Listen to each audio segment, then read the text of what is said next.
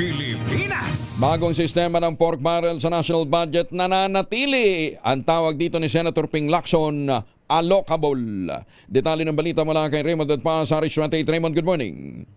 Meron pa ring pork barrel ang mga mambabatas sa national budget. Ito ang lumabas sa pagsusuri ni Senate President Pro Tempore Panfilo Ping Lacson at ng kanyang team sa 2025 national budget.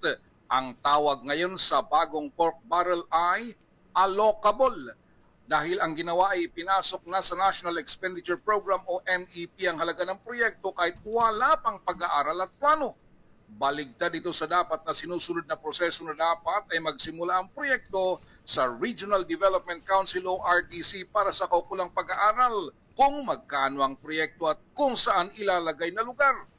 Sabi ni Lacson, sa kanilang pag-aaral sa 2025 national budget ay nakakuha ang Kamara de Representantes kasama ng mga party list ng 143.5 billion pesos na allocables. Meron ding mga hindi mambabatas o mga opisyal mula sa ehekutibo ang nakakuha ng malaking halaga ng mga proyekto.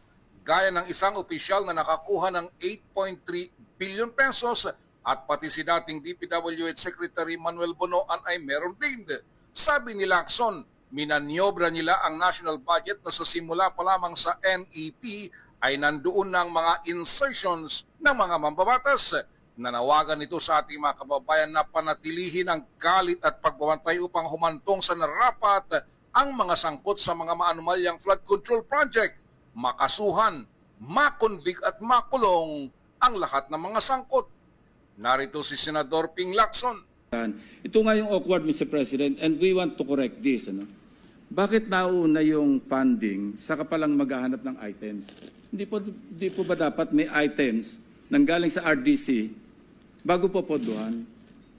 Complete with program report, complete with planning.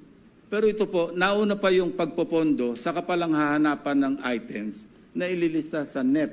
Remember, bukod pa po ito dahil ito gaan na ito BICAM na ito Ito si RH28 Raymond Adpas para sa DCR Rates, una sa Pilipinas, una sa Pilipinas. Maraming salamat, Raymond.